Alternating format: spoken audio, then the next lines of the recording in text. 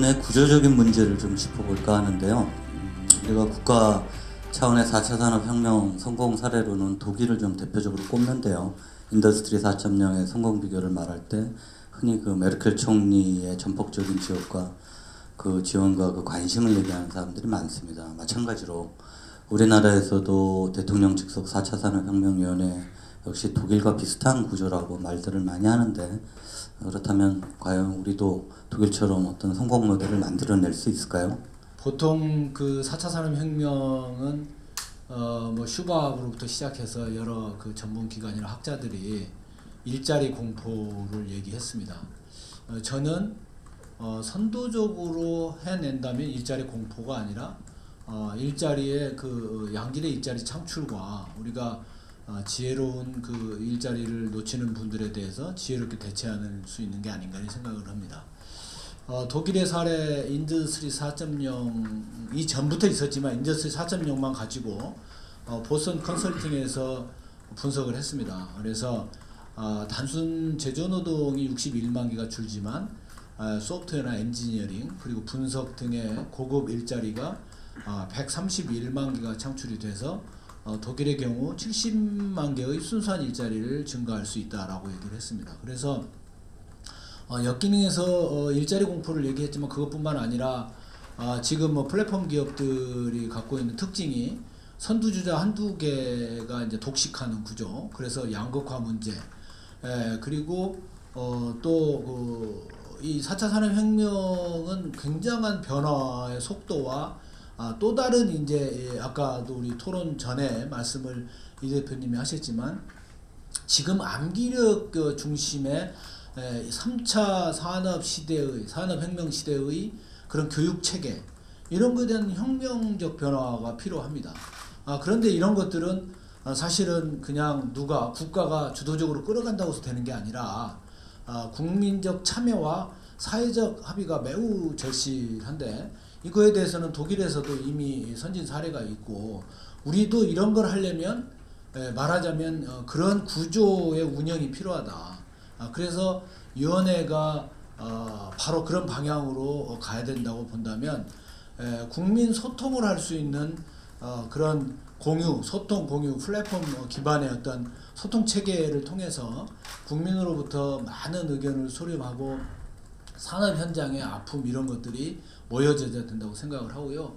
그래서 그것들이 이제 분야별로 예를 들면 교육 문제다 그러면 교육과 관련된 교육이 뭐 요즘 아까도 그 안수영님도 자녀분 얘기를 했지만 우리가 모두 지금 교육 전문가라고 얘기를 하잖아요. 그래서 학부모를 비롯해서 또 전교조라든가 현장의 교육 전문가들, 정책 입안하시는 분들, 국회 이렇게 해서 모여서 머리를 맞대고 이 문제를 지금 시대에 맞게 풀어갈 수 있는 게 교육뿐이겠습니까? 노동 문제, 일자리 문제 이런 모든 분야의 문제들이 정말 차근차근 물론 막 앞서서 치고 나가야 될 분야는 있겠지만 이런 것들을 우리가 사회적 합의를 도출해내가는 그런 운영 방식으로 이끌어 간다고 한다면 우리의 어떤 새로운 우리 국가에 맞는 이런 모델이 되지 않을까 이렇게 생각을 해봅니다. 또 이 독일이 완 프로젝트로 인더스트리 4.0을 하지는 않았고요. 2006년도에 시작됐던 하이테크 전략을 시작을 하면서 하이테크 전략이 다시 하이테크 전략 2025, 그다음에 신하이테크 전략이 바뀌어 왔어요. 그 와중에 사실은 이제 인더스트리 4.0이 하나의 그 핵심 요소 들어갔던 거죠. 아시겠지만 독일 같은 나라는 제조업이 그 나라 GDP 23% 이상을 차지하고 있는 제조 강국이잖아요. 근데 이제 점점 갈수록 예컨대 이제 그 인력들이 인건비가 상승되면서 여러 가지 애로사항이 많아지는 거죠. 그리고 또 독일은 아시겠지만 굉장히 국수주의가 강하기 때문에 가급적이면은 그 해외에 나가는 것보다 국내에서 이 제조 문제를 해결하려고 하고 있는데 그러다 보니까 결국 이제 일본이라든가 미국 같은 경우에서 이제 제조업 분야에서 사실은 어떻게 보면 지금 현재 말하고 있는 4차 혁명 같은 그런 신기술을 통해 가지고 이제 치고 올라오니까 그걸 방어하는 차원에서 사실은 이제 하이테크 전략이 나왔고 그중 핵심이 사실은 인더스트리 4.0이 왔는데요. 저는 이렇게 생각합니다. 이제 우리가 어떤 역사성을 이렇게 보게 되면은 우리나라뿐만 아니라 해외도 마찬가지인데 가장 어렵고 힘들 때는 결국은 그 나라의 대통령이 사실은 우리가 흔히 얘기하는 대로 이 올인하는 자기 어떤 정치 생명을 걸 정도로 매진할 수밖에 없습니다. 예컨대는 겁니다. 우리가 1997년도 12월 달에 이제 김대중 대통령이 당선이 되시면서 그 당시 뭐 아시겠지만 IMF라는 엄청난 위기, 정말 대한민국이 죽느냐 사느냐 바로 이 갈림길에 섰던 시점이 왔지 않습니까? 그때 DJ 김대중 대통령께서 야 우리가 어떻게 먹고 살 것인가? 지금 다른 일반 산업화 부분에서는 굉장히 뒤쳐져 있다. 그런데 우리가 할 수 있는 방법은 하나, 정바로 승부를 걸자라고 모토를 걸었습니다. 그래서 대한민국 전역이 사실은 어떻게 보면은 IT 혁명이 시작됐던 거죠. 이런 겁니다. 이번에 4차 산업혁명위원회가 만들어진 것은 지금 그런 어떤 절박감의 편이다. 이렇게 얘기를 하고 싶어요. 그래서 지금 우리가 국내 제조 상경 보면은 지난 10년 동안은 어떻게 보면은 ICT, 이 정보통신기술의 암흑기였다. 어떻게 보면 중세시대였다. 그렇게 생각하고요. 지금은 그 중세를 빨리 벗어나서 과거에 하려했던 그리스 로마 문화를 재생시키고 회복시키는 새로운 ICT 르네상스를 가져야 된다. 이거는 당연히 과거로 회귀하자는 뜻이 아니라 그런 르네상스적 정신을 가지고서 새롭게 만들어가는 구조, 새롭게 이루어져가는 ICT 세계, 이를 통해서 4차 혁명이라는 큰 그림을 그리지 않으면 우리는 도태할 수밖에 없고 영원히 지수밖에 없는 그런 된다. 그래서 말하자면 아직도 그냥 그저 추격만은 추격자 입장이 아니라 퍼스트 무브로서 가기 위한 바로 그 길에 있기 때문에 지금 우리 같은 경우는 대통령이 직접 나서서 4차 혁명위원회를 구성하고 물론 운영이라든가 관리라든가 이런 것은 전적으로 어떻게 보면 민간 영역 중심으로 또는 민간 중심으로 가야 되는 게 맞습니다. 그러나 대통령이 의지를 보이는 건 뭐냐면 이런 위원회를 만들어 줄 테니 제발 우리 민간인 여러분들과 함께 이걸 끌고 나갑시라고 하는 그런 강한 의지 표명이다. 결국은 대한민국 사상에 성공하지 못한 여부는 결과적으로 아까 우리 이대표님 말씀드린 이제는 전조에서 사상의 전조에서 결행해야 된다는 단계가 왔기 때문에 그런 결과적으로 대통령의 의지가 가장 중요하고 대통령의 의지가 끝까지 임기 만료 때까지 그 의지를 가져가는 겁니다. 그래서 성공의 여부를 판가할 것이고 그러한 쪽으로 방향을 잡아가야만 되겠다는 말씀입니다. 이제 독일 인더스트리 4.0 잠깐 말씀드리면 우리가 걔네 걸 보고 우리가 분명히 배우는 레슨이 저는 있다고 생각합니다. 독일 같은 경우에는 먼저 이 학계 쪽에서 그러니까 공학 한림호이라는 데서 먼저 제안을 했고요. 그거를 이제 정부가 주가 돼서 드라이브했고 그러면서 이제 민간 사회에 대해서 뭐 주민스나 보시 이런 BMW 얘네들이 받쳐준 겁니다. 제조업 강국 뭐 우리가 히든 챔피언 이야기했을 때 어마어마한 그 중견 기업들이 있고요. 그게 이제 IoT 연결돼서 대변하는 게 이제 인더스트리 4.0인데 우리 위원님 말씀하셨지만 사실 저희가 2000년도 초에 가장 제가 그나마 저기 외국에서 인정받을 때 2000년도 초입니다. 그 당시에 초고속 인터넷을 우리 한국이 1위였기 때문에 굉장히 저희가 이제 대접을 받았던 적이 있었습니다. 그 전에 뭐 전전자 교환기나 CDMA 같은 거 과거에 이 정부가 앞서고 민간 기업이 따라가면서 1등의 서비스와 기술을 저희가 했던 전례가 있습니다. 근데 이제 아까 암흑기까지라는 표현까지 쓰셨는데 지난 10년 동안에 사실 제가 보면은 크게 이렇다 할 만한 게 없었습니다. 그래서 저는 지금 굉장히 이제 골든 타임입니다. 그래서 독일의 예처럼 저희도 일단 정부가 초창기 어떤 로드맵을 제시하고 민간 섹터, 특히 중견기업이 같이 저는 뛰어야 된다고 생각합니다. 그러니까 그 독일의 인더스트리 4.0 모델을 저희가 반추한다면요. 그래서 제가 볼 때 일단은 저희가 총리급 위원장을 했으니까 일단 힘은 굉장히 실릴 것 같습니다. 아마 그 총리급을 뒀던 거는 그 산하에 수많은 부처가 지금 다 연결되어 있습니다. 그거를 잘 이제 코디네이트 해라는 걸로 됐기 때문에 일단 저는 시작은 좋다고 생각하고요. 굳이 하나만 이제 더 이야기를 한다면 자꾸 제가 5G를 강조하는데 사실 제가 이런 서책도 냈지만 그거에 가장 중요한 거는 5G 네트워크입니다. 왜냐하면 제가 1차, 2차, 3차랑 보십시오. 1차 때 증기기관이 나오면서 그게 전신 기술이 있었습니다. 그러니까 항상 산업기술하고 정보통신 인프라가 같이 갔다는 거는 혹시 보면 맞을 것 같아요. 2차 때도 보면요, 뭐 철도 교통도 있었지만 이제 그때 에디슨이 전화를 발명합니다. 3차 너무 잘 알고 있는 우리가 PC, 컴퓨터, 인터넷.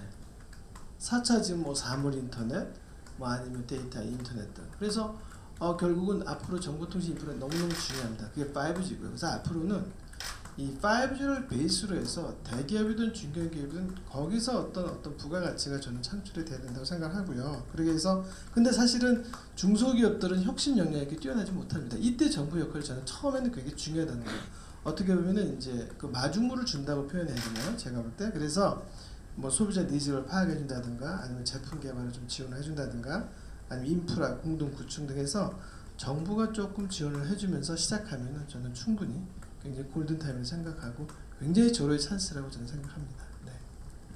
예, 그 우리가 이제 위원회라고 이름을 붙이는 이유는 기존에 있던 정부 조직들 자체의 각자의 어떤 이 기능으로는 이 제대로 4차 산업혁명의 이런 이 사회적인 현상을 주도할 수 없다. 그래서 이제 서로 상호간의 연결도 중요하고 조정도 중요하기 때문에 우리가 위원회를 만들었다라고 생각을 합니다. 그래서 그 이번 4차 산업혁명의 어떤 위원회가 만들어지게 되면 이걸 산업 한 분야만 들여다볼 문제는 아니다.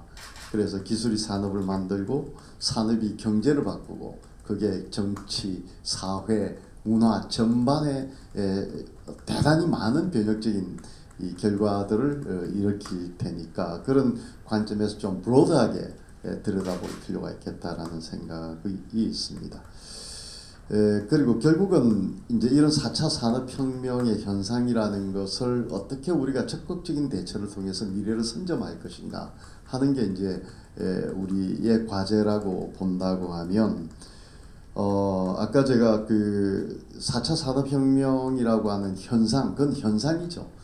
결국은 그걸 만드는 속성이 핵심인데 그 속성이 욕망이 기술을 만나서 일어나는 폭발적인 어떤 변화다. 그렇다면 인류의 욕망이 이제 수요가 되겠죠. 그게 시장이 될 거라고 생각을 합니다. 그러면 인간이 어떤 욕망들을 앞으로는 이제 활성화시키게 될 것인가 하는 게 이제 우리의 숙제라고 한다면 기존의 1차, 2차 산업혁명 또 3차 산업혁명은 먹거리, 생존과 직결된 부분들의 어떤 물적인 생산을 일으키는 쪽으로 이제 집중이 되었다면 이제는 앞으로 우리의 정체성을 발현하는 개개인들의 어떤 이 자신의 그 개성을 발현하는 쪽으로 산업화가 급속도로 일어날 것이다라고 볼 수 있습니다. 그러면 우리가 무엇을 준비를 해야 될까? 결국 개인 문화적 컨텐츠 또는 개성의 어떤 표출 관련된 산업들이 지속적으로 일어날 거예요. 요즘 보면 뭐 여성분들 그 이 매니큐어 칠하는 것도 너무나 다양하지 않습니까?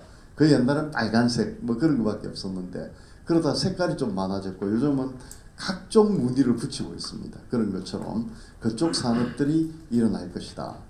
또 예를 들면 자동차가 이제 주로 이제 생산업체가 결국은 이 주도하는 자동차 시장이 아닌 생산업체는 자동차를 만들어서 그냥 공급을 해주고 마는 그런 우버 같은 그런 그 수요자를 만나는 그 2단계의 어떤 시장들이 급속도로 생길 테고 그러면 자동차 산업은 망할 것이냐? 전혀 그렇지 않다.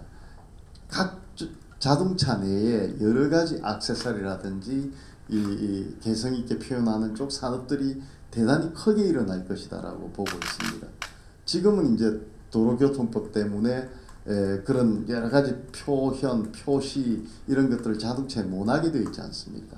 근데 자율주행으로 들어가면 실은 그게 문제가 없어지기 때문에 그래서 그런 것들이 많이 일어날 것이다라고 볼 수가 있고 그래서 욕망이 만드는 산업이 무엇일까 하는 걸 좀 구체적으로 우리가 찾아내야 되겠다. 그 다음에 기반 기술이 아닌 좀 응용 기술에 초점을 맞춰줬으면 좋겠다. 결국 수요 자체는 기반 기술로서 만드는 게 아니라 그걸 어떻게 어플리케이션 하느냐 하는 쪽에서 일어날 것이기 때문에 응용 기술을 맞춰줬으면 좋겠다. 예를 들어서 이런 큰 변화를 미국, 중국, 일본의 어떤 기반 기술과 우리가 경쟁을 한다는 것은 어쩌면 좀 넌센스일 수 있을 것이다. 우리는 그걸 어떻게 응용할 건가 하는 쪽에 초점을 좀 맞추면 좋겠다라는 말씀을 드리고 싶습니다. 감사합니다.